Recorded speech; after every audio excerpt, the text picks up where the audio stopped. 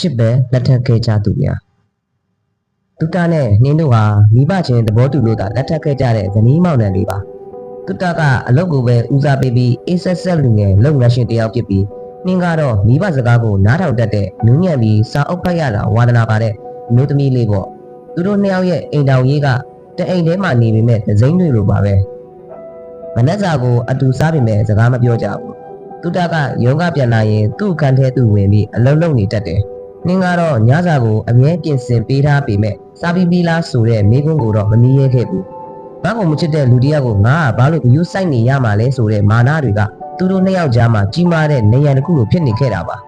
။တနေ့မှာတော့နှင်းတယောက်အပြင်းထန်ပြားပါလေရော။အဲ့ဒီနေ့ကတုတအလုတ်ကပြန်လာတော့အမြဲတမ်းလင်းနေနေကြမိဖို့ကြောင့်လေးကမှောင်မဲနေတာကိုတွေ့လိုက်ရတယ်။အဲ့ကန်ထဲမှာချမ်းတုံပြီးအပြားတက်နေတဲ့နှင်းကိုမြင်လိုက်ရတဲ့အချိန်မှာတုတရဲ့ရင်ထဲမှာတခါမှမခံစားဘူးတဲ့စိုးရိမ်စိတ်လေးတပွားပွားဖြစ်ပေါ်လာတယ်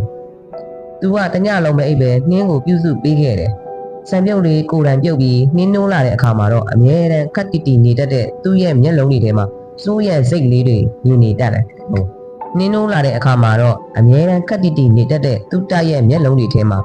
စိုးရိမ်စိတ်လေးတွေကိုမြင်နေရတယ်။မင်းနေမကောင်းရင်ငါ့ကိုပြောတင်တာပေါ့ဆိုတဲ့ခက်အောင်အတန်လေးကနှင်းအတွက်ကဘာကြီးမှာအချိုမိန်ဆုံးတေးတန်တစ်ခုဖြစ်သွားခဲ့တယ်။အဲ့ဒီနောက်ပိုင်းမှာတော့သူတို့ကြားကနေရံတွေတပြေးပြေးပြိုကျလာတယ်။တုတကရုံးကအပြန်နှင်းကြိုက်တတ်တဲ့ပန်းလေးတွေဝယ်လာတတ်တယ်လို့နှင်းကလည်းတုတရဲ့အလုပ်ပင်ပန်းမှုကိုနားလည်ပေးနိုင်တဲ့ဇနီးကောင်းလေးဖြစ်လာခဲ့တယ်